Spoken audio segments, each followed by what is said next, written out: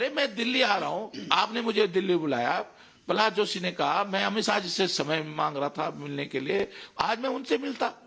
Sir BJP का अब अपना मुंह छिपाने के लिए क्या करें कि वो 2 टिकट मांग रहे। अरे आपने पिछली बार यशपाल आर्य, संजीव आर्य को टिकट नहीं दिया क्या? कहां गए तुम्हारे सिद्धांत? क्या आपने जो है उसको टिकट नहीं दिया क्या? आपने राणा सिंह जी और उनका लड़का नहीं है एमएलए क्या? कहां गए तुम्हारे सिद्धांत? जो सिद्धांतों की राजनीति कर रहा हो जो व्यक्ति, वो दूसरों को सिद्धांत समझाएगा क्या?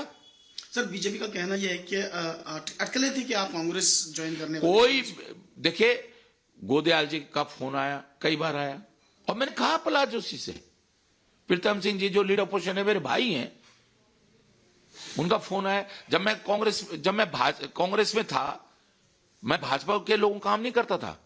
माने शिल्पकार जी शिशु मंदिर, रानी खेत का शिशु मंदिर का काम था, मेरे पास आए, मैंने किया काम। मैं विकास के मामलों में राजनीति से ऊपर उठकर सोचता हूं।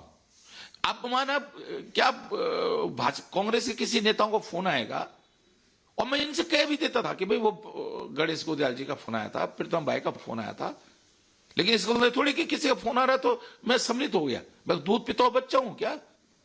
मैं निर्णय खुद लूंगा ना, खुद निर्णय लूंगा ना। और आप बाघ आया और आपने छलांग लगा दी कि हरक सिंह कांग्रेस में जा रहा है। मैं तो कभी मतलब कल ये समाचार में मैं खुद देख रहा था मीडिया में कि 10 जनपद पहुंचे हरक सिंह।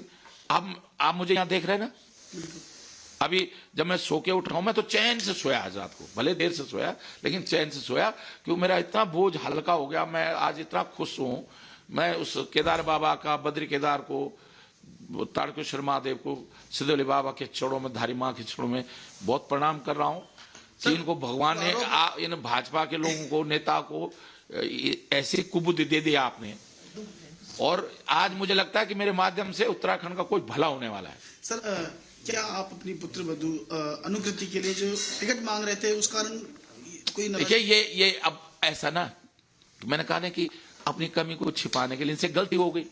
इन्होंने सोचा मैं सचमुच कांग्रेस में जा रहा हूं, इन्होंने मनगढ़ंत खबरों के आधार पर निर्णय ले लिया। अब क्या बोलेंगे? क्या ये बोलेंगे कि हाँ हमने हरक सिंह को काम नहीं करने दिया, मेडिकल कॉलेज नहीं बना दिया, हमने सेंट्रल स्कूल नहीं खोला, हमने रुद्रप्रयाग कोटद्वार जिला नहीं बनाया, हमने रोजगार नहीं दिया लोगों को, हमने महंगाई कर दी, हमें कमियां ही कमी, ये तो नहीं बोलेंगे ना।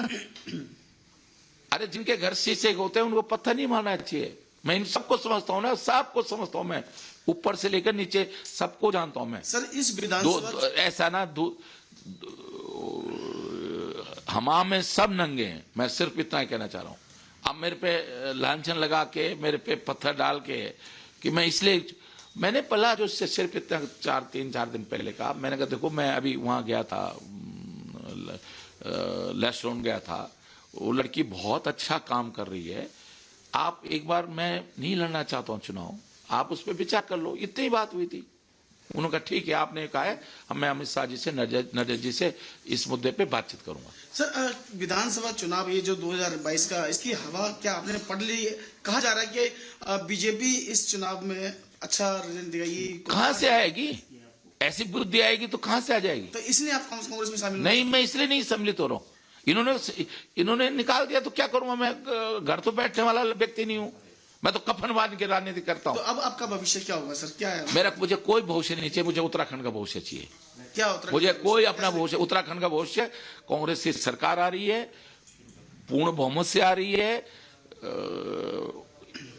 और जो नहीं भी आनी थी वो अब आ गई। तो सर किस राजनीतिक पार्टी में आप जा रहे हो? मैं देखिए कोई दूसरा नहीं, मैं देखिए कांग्रेस के साथ बातचीत होगी, अब करूंगा मैं बातचीत, तो कांग्रेस में जाऊंगा, नहीं तो मैं किसी और राजनीतिक दल में नहीं जाऊंगा।